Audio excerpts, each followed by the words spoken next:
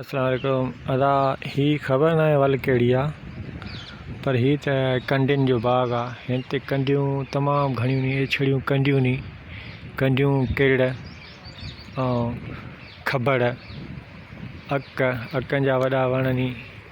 हे ख़बर न आहे कहिड़ी वल आहे, ही कंडी जो आहे।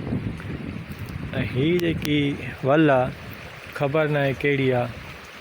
ये कुदरती चश्मो हली रहियो आहे।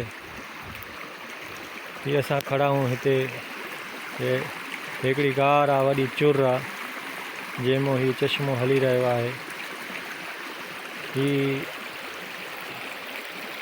माशाअल्लाह तमामु वॾी गार आहे। हिते कंडियुनि जा तमामु घणा वण नी, कंडियूं, वॾा किरड़, खबड़ ऐं ही वॾो सिस्टम आहे। हिते वॾी ॻाल्हि आहे, वॾो पंधु आहे। ही माण्हू तावीज़ रखी आहे नी, सिस्टम जी काई ख़बर न आहे। नेंग शरीफ़ आहे, ही यको वेंदी पई आहे। ही सॼो सिस्टम आहे।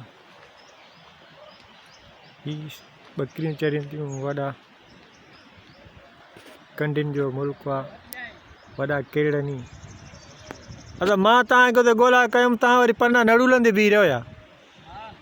शाबाश आहे।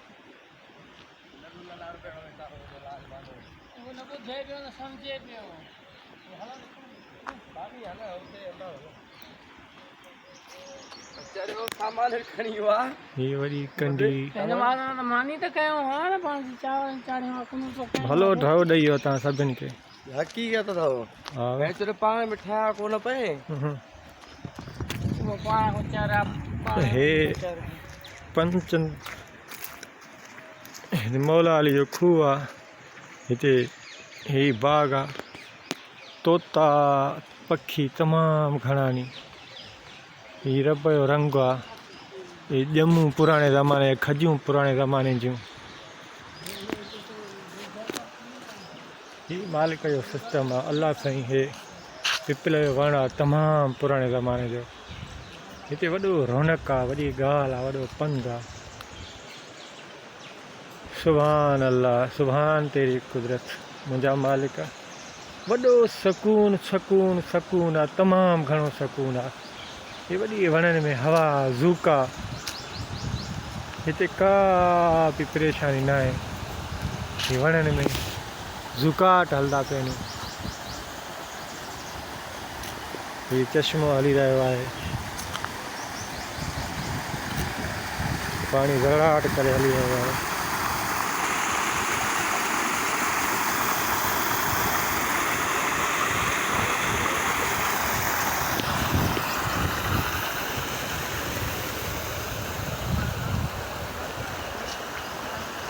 ये असांजी संगत वेठी आहे।